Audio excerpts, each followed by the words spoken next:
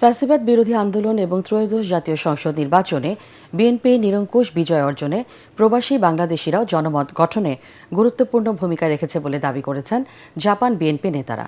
রাজধানীর জিয়া উদ্যানে দলের প্রতিষ্ঠাতা জিয়াউর রহমান ও সাবেক প্রধানমন্ত্রী বেগম খালেদা জিয়ার সমাধিতে শ্রদ্ধা জানানো শেষে জাপান বিএনপির সাধারণ সম্পাদক মনি এমদাদ একথা বলেন।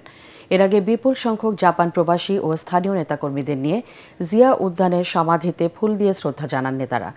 জাতীয় নির্বাচনে দলের হয়ে প্রচারণা চালাতে নির্বাচনের আগে মনি এমদাদের নেতৃত্বে বিপুল সংখ্যক জাপান প্রবাসী দেশে আসেন।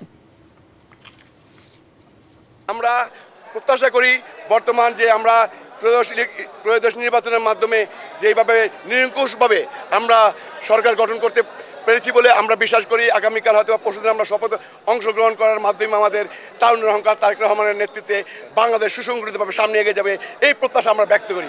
অবশ্যই আমরা প্রত্যাশা করি ওনার নেতৃত্বে আমরা অবচল থাকবো, ওনার নির্দেশনার মতো সারা বিশ্বের বিএনপি পরিচালনা হবে।